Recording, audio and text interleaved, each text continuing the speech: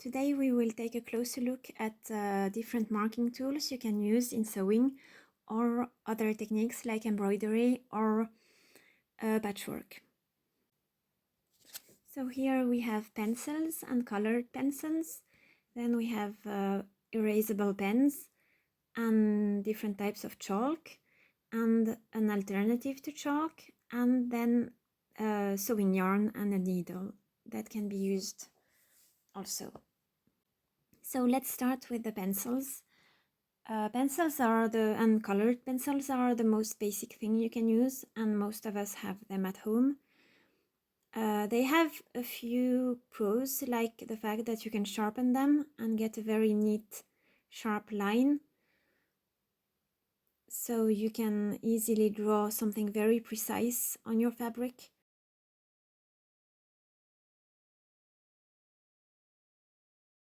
And also, if you want to draw a slit, you can very precisely pinpoint the angles and the ends in order to have something very precise for the sewing steps, and you get very clear lines. And for darker fabrics, you can use the colored pencil to see it better. So the big problem with pencils and colored pencils is that you can't really remove them. So if you use them, they don't really wash off properly, so you can use them on the wrong side of a fabric if you have a very thick fabric, and on areas that won't really be seen.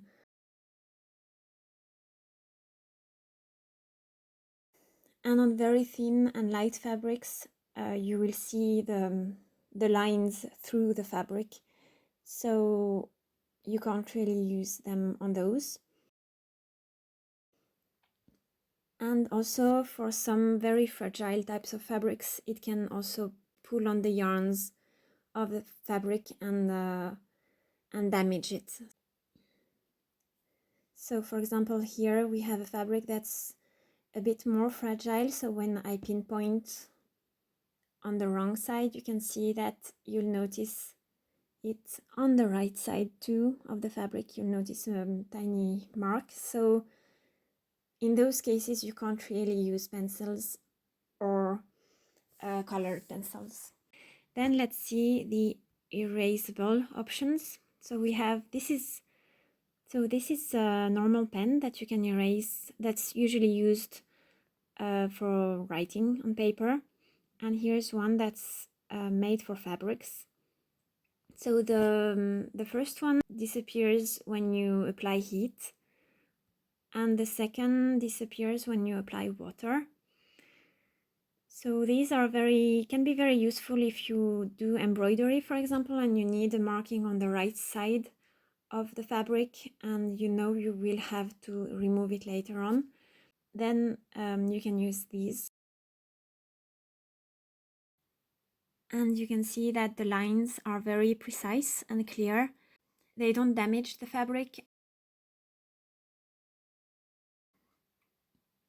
And you can't see them on the other side of the fabric. The first one disappears when you apply heat. So there you can see it's gone completely. And the other one disappears when water is applied.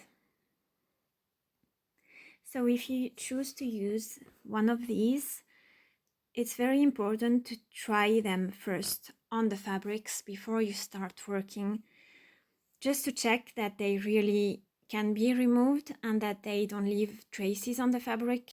And for the one that's erasable with heat, you need to check that the fabric can be ironed before, because some fabrics can't be ironed, they might melt, especially synthetic fibers. Those are two things you need to check before starting the project to avoid very bad surprises in the end. And here you can see also these don't always disappear completely. So here on this fabric, the blue color disappears, but you can see it leaves some kind of very thin, clearer lines on the fabric. So it's important to check before you start working with these that you will be able to remove them, especially if you use them on the visible side of a project. And obviously on dark fabrics, it doesn't work very well. Now let's see the chalk options. So first we'll see this one that has like chalk powder and a tiny wheel that releases the powder on the fabric. It creates a very light line that can be removed very easily when brushed. So it's not very precise, and it disappears very easily when you brush it off. So this is very useful when you have to draw a line on the right side of a garment, and it's not a permanent line, and you need it for just one step of sewing, and it doesn't need to be very precise because, as you can see, it's not a very sharp line. If you want to hem trousers, for example, this is very useful. But it won't last for a longer project, so it's not that useful if you need a marking that will last for several steps of sewing.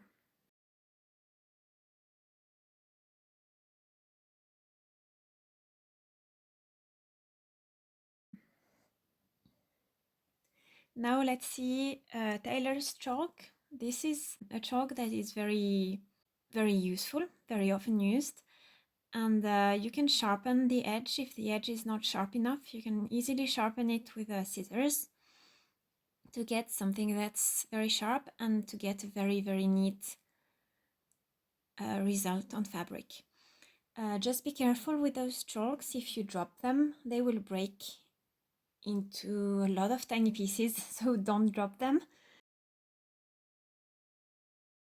As you can see, the line is very sharp, very precise, and it works pretty well on most fabrics.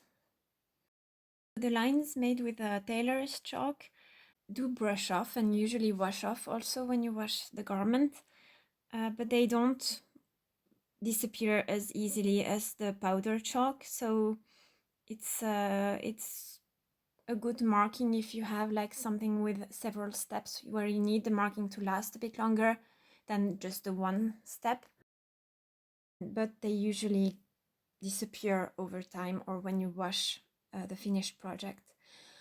Although be careful if you use them on very light fabrics or very thin fabrics, because it doesn't always wash off, and sometimes you can see in the seams a bit of blue or yellow that doesn't disappear completely. Now let's see an alternative to tailor's chalk that is actually upcycling alternative, which is soaps. So you know, when you buy solid soap, you always end up with like a very thin, tiny bit of soap in the end. They work exactly the same. You can sharpen them with scissors. It creates the same mess. So do it over a dustbin or something.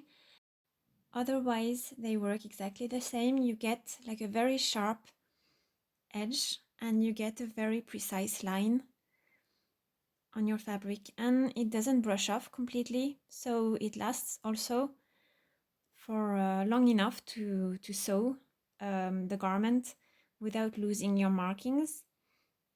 And it works pretty well on different kinds of fabrics. And the big pro with the soaps is that it washes off very well, obviously. And this can also be used for visible lines, for example in embroidery or in patchwork, in projects yet that you know you will wash, because obviously it won't leave any visible markings. Based on the scent of the soap, you get different colors too, so it's a very good alternative to chalk. And finally, let's see the options with yarn. The most basic is the basting stitch, where you thread a needle, add a knot on one end, and then sew like a very big seam, like with a seam with very large stitches that can be removed easily in the end of the project. The good thing in the basting stitch is that you can get very precise lines. The problem with basting stitch is that it's kind of time consuming to sew it, and also you're using yarn for something that's not permanent.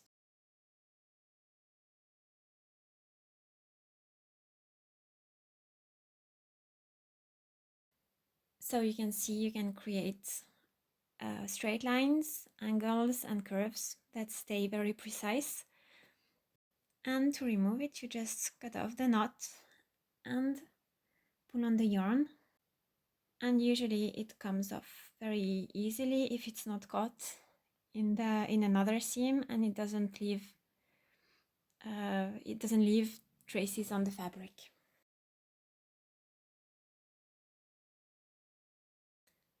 And the last technique is similar to basting stitch, but used if you want the same marking on two different fabrics.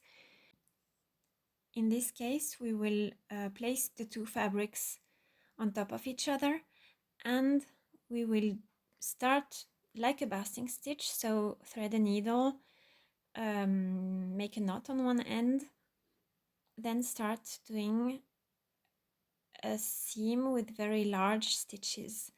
The difference is that we leave extra yarn in the end, and in each stitch you make, you leave enough yarn to create kind of a loop.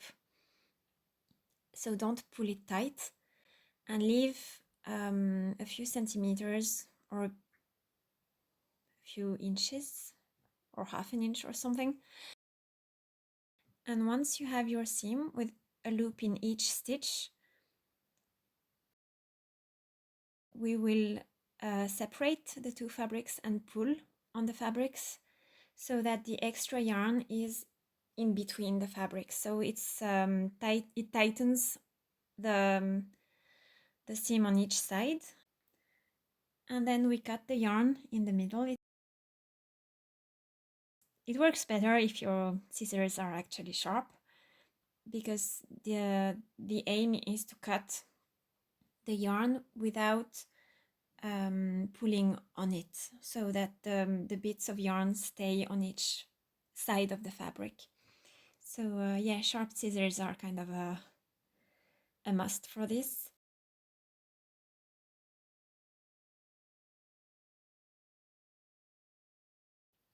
And as you can see, we end up with a similar marking on each fabric.